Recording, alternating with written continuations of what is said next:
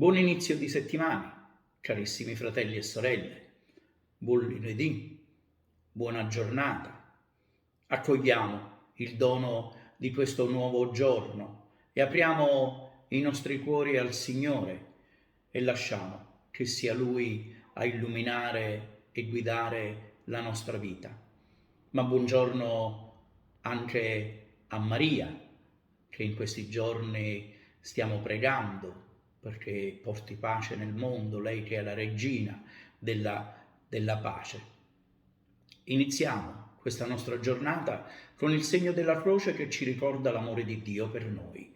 Nel nome del Padre, del Figlio, dello Spirito Santo. Amen. Regina dei cieli, rallegrati, alleluia.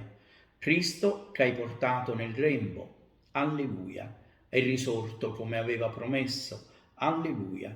Prega il Signore per noi, alleluia. Rallegrati, Vergine Maria, alleluia. Il Signore è davvero risorto, alleluia. Preghiamo. O Dio, che nella gloriosa risurrezione del tuo Figlio hai ridato la gioia al mondo intero, per intercessione di Maria Vergine, concedi a noi di godere la gioia della vita senza fine. Te lo chiediamo per Cristo, nostro Signore. Amen.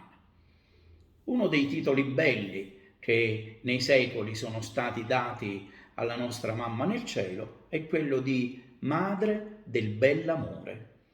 Così leggiamo nel libro del Siracide: io come vite produco germogli di grazia e i miei fiori danno frutti di gloria e di rettitudine. Io sono la madre del bell'amore e del timore, della conoscenza e della santa speranza. In me è la grazia per ogni via e verità, in me ogni speranza di vita e di virtù. Nella Vergine Maria, che è tutta bella e senza macchia, si trovano, portate a perfezione, le egregie virtù delle donne dell'Antico Testamento. La bellezza e l'amore della sposa del Cantico dei Cantici, la bellezza e la saggezza di Giuditta, lo splendore e la grazia della regina sposa del re messianico. La via della bellezza è il cammino della perfezione cristiana.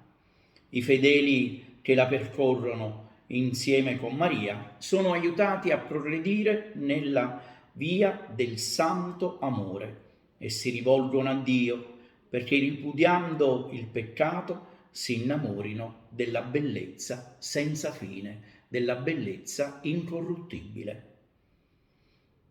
Il nostro racconto quotidiano. Era una mattina movimentata quando un anziano gentiluomo di circa un'ottantina di anni arrivò per farsi rimuovere dei punti da una ferita al pollice. Disse che aveva molta fretta perché aveva un appuntamento alle 9. Rilevai la pressione, lo feci sedere, sapendo che sarebbe passata almeno un'ora prima che qualcuno potesse vederlo. Lo vedevo guardare continuamente il suo orologio e decisi, dal momento che non avevo impegni con altri pazienti, che mi sarei occupato io della sua ferita. Ad un primo esame la ferita sembrava guarita. Andai a prendere gli strumenti necessari per rimuovere la sutura e medicargli la ferita.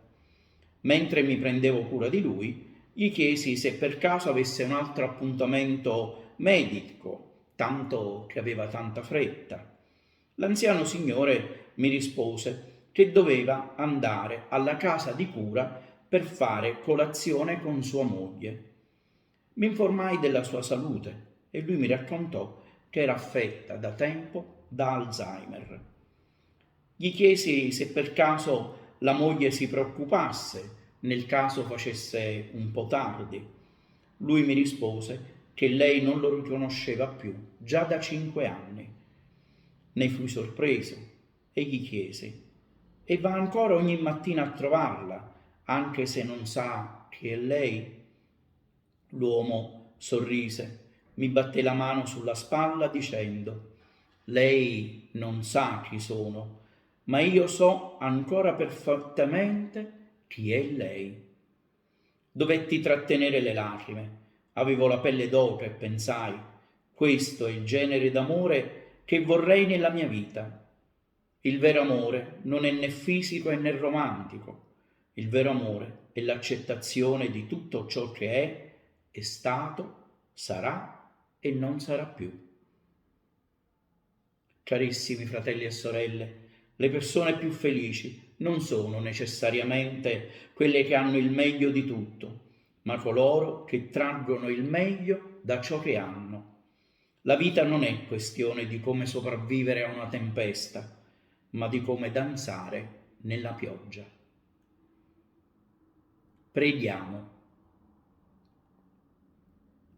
Guarda, o Padre, all'umile tua serva, la Vergine Maria, che sta davanti a te rivestita della gloria del tuo Figlio e adornata di ogni virtù e dono dello Spirito.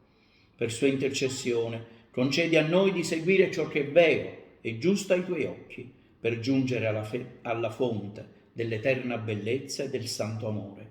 Per Cristo nostro Signore. Amen. Il fioretto quotidiano. Sii più gentile del solito, più gentile del necessario, perché ciascuna delle persone che incontri sta combattendo qualche sorta di battaglia.